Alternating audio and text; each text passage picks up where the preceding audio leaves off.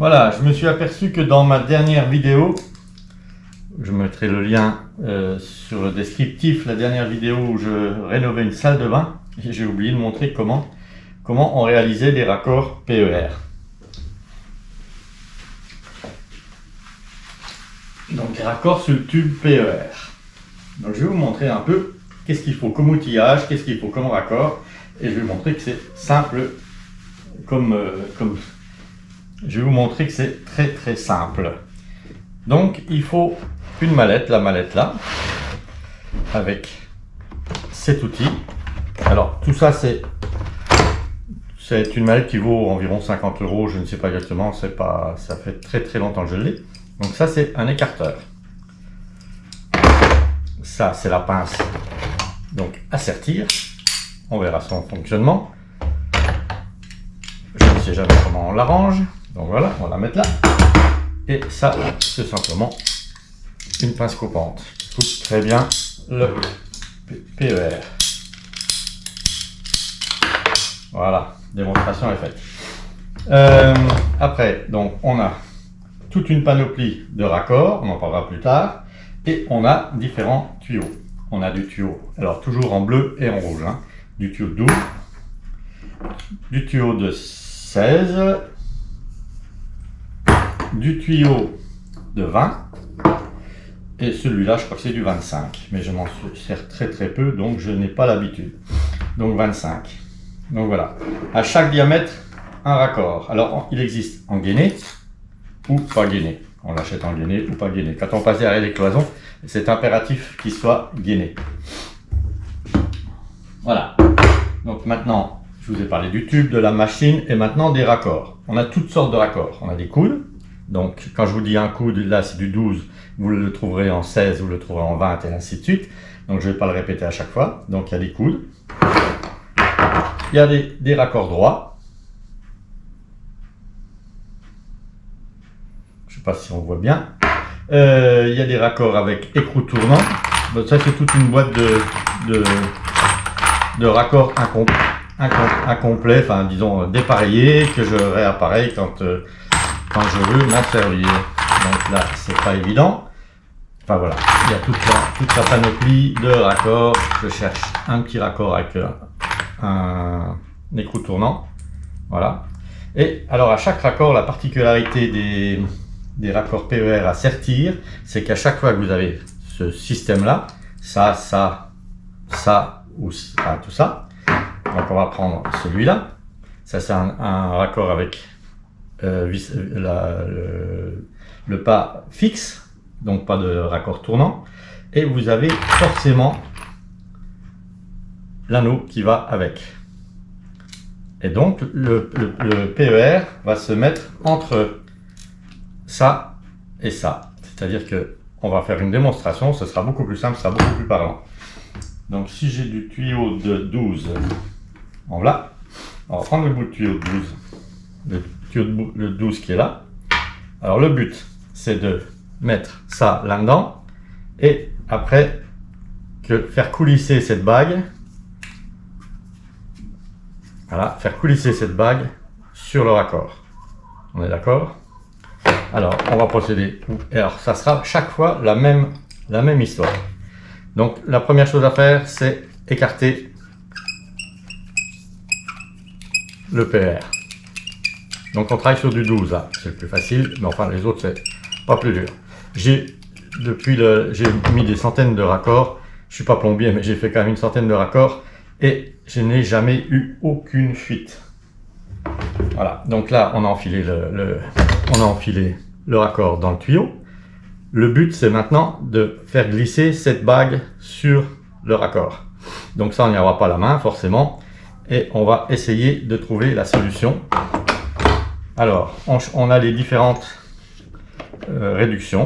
Donc nous on est en 12, donc le 12 c'est celui-là. Donc on place, hop là, on place les réductions dans la pince.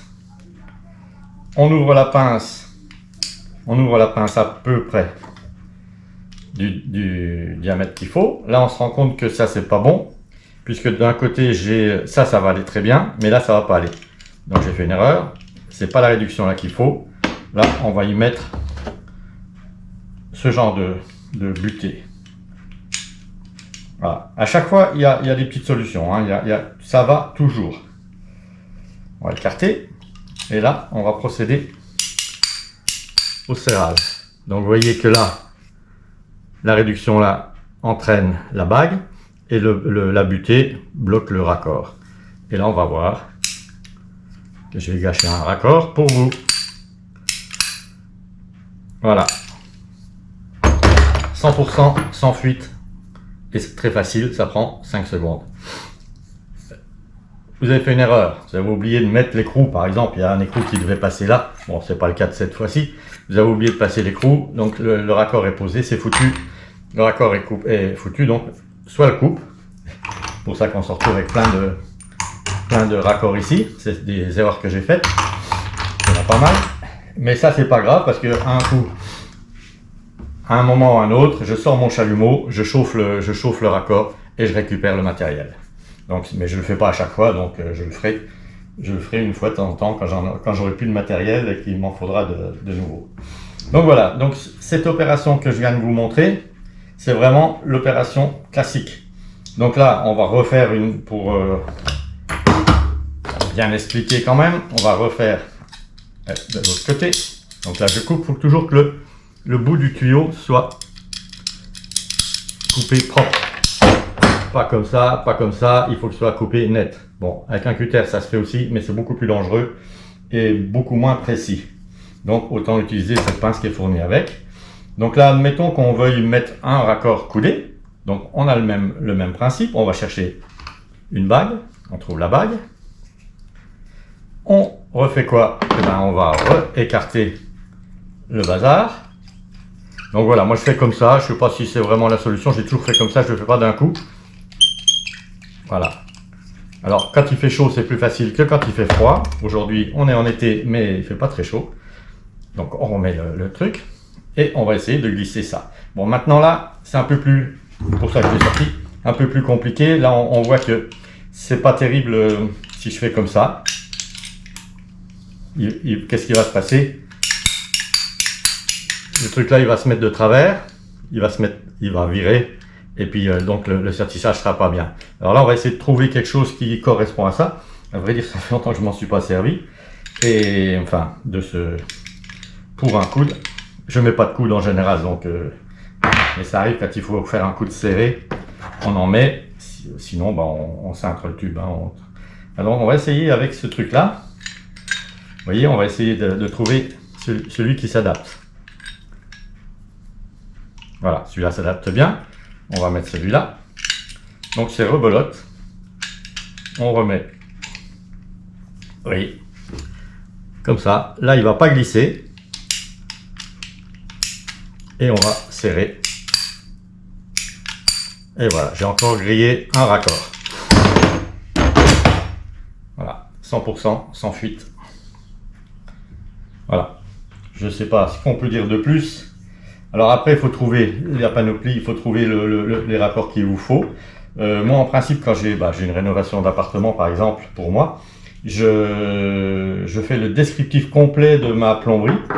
Chaque robinet, je fais un descriptif complet, je fais une liste et je commande ça sur plomberie.com ou un site internet. Et si par contre c'est une petite installation, bon, on peut trouver ça chez n'importe quel magasin de bricolage que je ne citerai pas. Donc voilà, je pense que tout le monde a bien compris. Et puis bah voilà, en gros, vous voyez, il y a des raccords tournants. Vous sortez d'un cumulus, vous voulez partir comme ça. Vous avez ce raccord là qui se vissera sur le cumulus. Et il y a toutes les possibilités. On remplace complètement le cuivre. Je fais plus du tout de cuivre depuis des années. Depuis que j'ai découvert ce principe, ces matériaux-là. Là, j'ai pas pensé, mais on peut voir. Je vais pas l'ouvrir. Il y a un T, pareil, avec ça, c'est un T, par exemple, un T réducteur. Je vais l'ouvrir quand même. Non, je vais pas l'ouvrir. C'est un T réducteur. Ici, c'est 16. Ici, c'est 16. Et ici, c'est 20. Donc voilà. Et là, vous pourrez mettre donc un tuyau de 20 qui est là, un tuyau de 20 et un tuyau de 16 qui est là. 16 ici, 16 là. Voilà. Donc on peut envisager toutes les possibilités, et vous avez vu que c'est un travail rapide, sans fuite. Bon, en général, c'est pour cacher, hein. C'est des tuyaux qui seront derrière du placoplâtre. C'est pas très esthétique sur des longueurs à l'extérieur, c'est jamais bien droit. Donc ça se fait pas de laisser, ou alors un tout petit bout, mais sinon ça se fait pas de laisser un tuyau apparent. Voilà pour ce petit tutoriel, ce petit tuto. Merci, à bientôt.